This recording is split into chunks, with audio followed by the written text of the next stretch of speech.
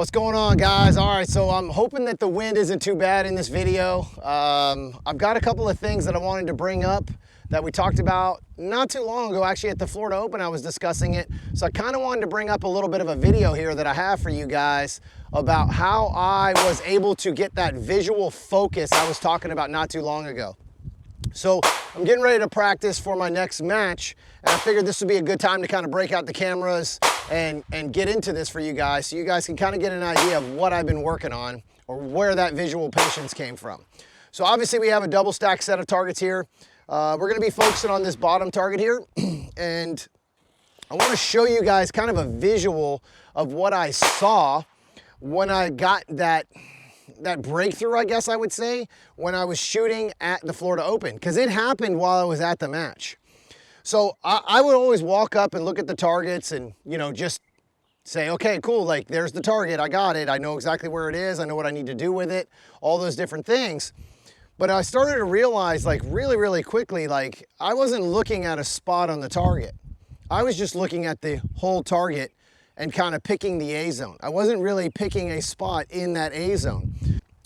It's kind of weird because when I was shooting the actual match, or let me rephrase that, when I was walking stages is when all of a sudden I had like this extra level of zoom on where I was staring at the target. So while I was doing it in the walkthrough, I was able to carry that my eye over to the actual match. Now, it's one of those things where I think I lost a little bit during the match, and I think that's where some of my hits, my deltas came from.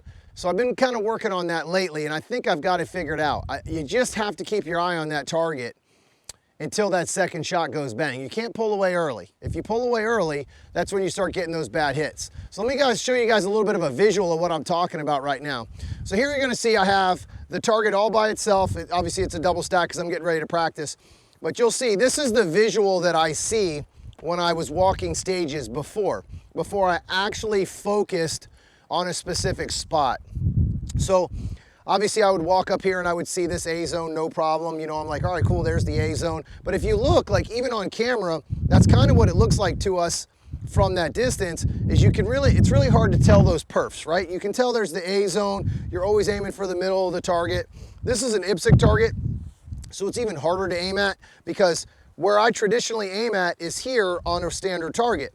Well, guess where that A zone is at on an IPSC target? It's a little bit lower, is going to give you the biggest part of it. So I had to learn how to aim a little bit lower on the IPSC target as well, because I would always just aim right in the middle where I would on a USPSA target. And if I was up a little bit high, the target starts to shrink and starts to give me less A there. So that's one of the things that I don't want. I don't want that to happen. I really want to make sure that I'm focusing on the A zone at the biggest part of the A zone, right? So I had to make a little bit of adjustment on the IPSC targets at that match, which really helped me a lot. I really learned a lot by changing that. That was a big thing right there. But let me show you guys what I'm talking about when it comes to the actual target and what it's supposed to look like, all right? So as I'm looking at the target, as I'm walking stages, or even when I'm shooting at stages, before this is what the target would look like, right? Like it's a big brown blob. I know just a point right in the middle, no big deal. Well, this is what I started to realize when I truly focused on the actual target and really started zooming my mind to a spot. This is what that target is supposed to look like as you're shooting at it. That's a significant difference on what your visual goes to. So what I did is I came from a much wider view and I started picking that one individual spot on the target.